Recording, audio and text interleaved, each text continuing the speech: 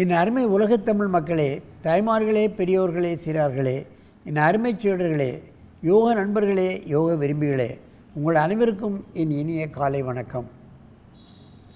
கலைஞர் தொலைக்காட்சி நிகழ்ச்சியில் நலமுடன் வாழ என்னும் பிரிவில் யோகாசனத்திற்கு அதிகாலை வேளையில் முதல் நிகழ்ச்சியாக தரப்படுகிறது என்பதை நீங்கள் தெரிந்து கொள்ள வேண்டும். ஏன் முதல் நிகழ்ச்சியாக தரப்படுகிறது? மனிதனுக்கு ஆரோக்கியம் முக்கியம், நோயின்றி வாழ்வது முக்கியம். அதைத்தான் நாம் கவனிக்க வேண்டும். எந்த மனிதன் எந்த தொழிலை எடுத்தாலும் அவனுக்கு ஆரோக்கியமாக இருந்தால்தான் அந்த தொழிலை செம்மையாக செய்ய முடியும். நோயோடு இருப்பவன் எப்படி அந்த வேலையை செய்ய முடியும்? இன்றைக்கு ஜனத்தொகையில் 90% பேர் ஏதாவது ஒரு நோயில் இருந்து கொண்டு தான் இருக்கிறார்கள்.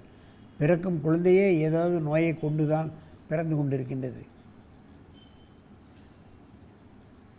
அவைகளெல்லாம் ஏன் ஏற்படுகிறது என்பதற்கெல்லாம் திருமூலர் திருமந்திரத்தில் வழிவகைகளெல்லாம் சொல்கிறார்கள். ஏன் குழந்தைகள் கண்ணில்லாமல் பிறக்கிறது, ஊமையாக பிறக்கிறது, செவிடாக பிறக்கிறது, அங்ககீனமாக பிறக்கிறது, சைக்காட்ரிக்காக பிறக்கிறது, அதை எப்படி தவிர்க்கலாம் என்றெல்லாம் சொல்கிறார்கள். இவையெல்லாம் மக்கள் மத்தியிலே பரப்பப்பட வேண்டும்.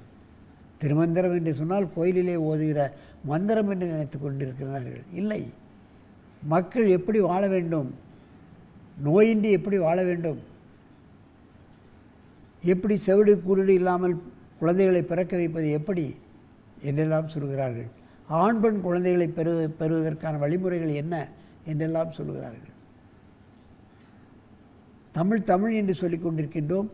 நம்முடைய தமிழ் இலக்கியத்திலே மக்களுக்கு தேவையான விஷயங்கள் இருக்கின்றனவே, அவற்றை பரப்புவதற்கு அரசோ எந்த நடவடிக்கையும் எடுக்கவில்லை என்பதுதான் இன்றைக்கு வேடிக்கையாக இருக்கின்றது. அந்த நிலையில் பாருங்கள், இன்றைக்கு நமது அரங்கிற்கு 2 சிறார்கள் வந்திருக்கிறார்கள். லக்ஷன் 6 வயது, சென்னை பப்ளிக் ஸ்கூலில் படிக்கின்றான். குளத்தூரில் இருக்கின்ற பள்ளியில் படித்து கொண்டிருக்கின்றான். அவன் பத்மாசனம் செய்ய போகின்றான். இன்னொரு குழந்தை பாருங்கள், எங்கேருந்து வந்திருக்கின்ற பாருங்கள், திருவாரூர் மாவட்டம் அங்கேருந்து வந்திருக்கின்றது. டால்பின் பள்ளியிலிருந்து பிரியதர்சினி 2வது வகுப்பு. அவர் ஞானப்பிரகாசம் என்ற யோகாசன ஆசிரியர் இந்த குழந்தை என்ன அழகாக அந்த ஏகாபாத ஆசனத்தை செய்ய வைத்திருக்கிறார்கள் என்பதை இப்போ நாம் காணலாம். என் அருமை குழந்தைகளே, நீங்கள் பத்மாசனத்தையும் ஏகாபாத ஆசனத்தையும் செய்யுங்கள், பார்க்கலாம்.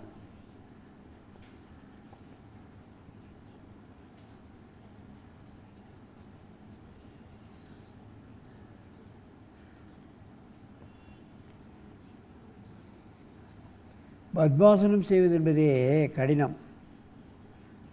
பத்மாசனம் போடுவது என்பது அதை விட கடினம். பாருங்கள், நம்ம வேடிக்கையாகத்தான் சொல்லுவோம். கால் வலிக்கிறது என்று சொன்னால் காலை தூக்கி தோளிலே போட்டுக்கொள்ளுங்கள் என்று சொல்வார்கள். அதே மாதிரி போடுவது என்பதெல்லாம் கஷ்டம்.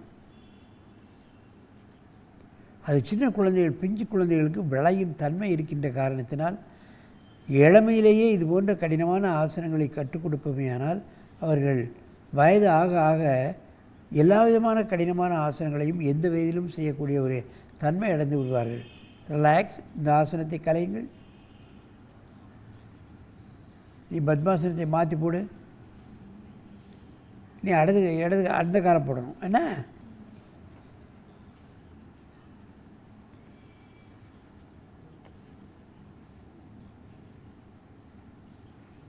அப்படியே குனிஞ்சு பிடிச்சிக்கோ.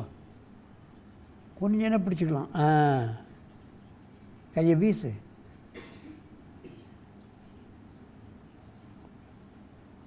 சில பேர்களெல்லாம் பார்த்திங்கன்னா ஒரு கால் தான் போட முடியும், இன்னொரு கால் போட முடியாது. பார்க்கலாம். அப்படியே வச்சுக்கோ, நீ பிடிக்கணுங்கிறது இல்லை. இந்த குழந்தை பாருங்கள், எந்த சிரமமின்றி அவர் இருக்கிறார். அதுதான் பார்க்கணும். கடினமான ஆசனங்கள் செய்வதில் குழந்தைகள் ரொம்ப கஷ்டப்படும்.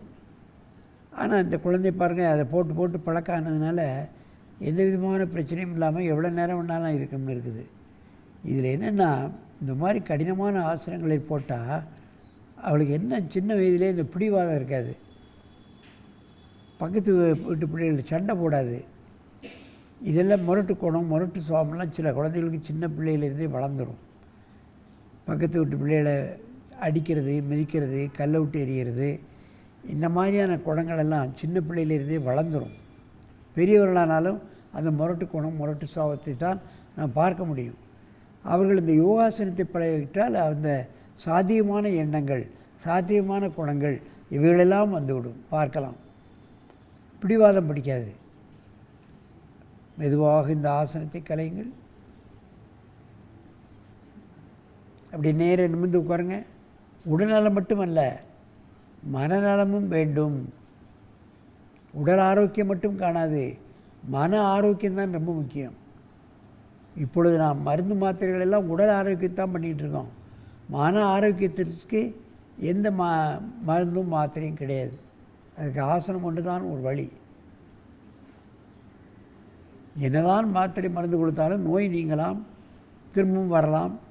ஆனால் ஆசனம் செய்வர்களுக்கு நோயே வராது, மனநலத்துடன் உடல்நலமுடன் வாழ்வார்கள்.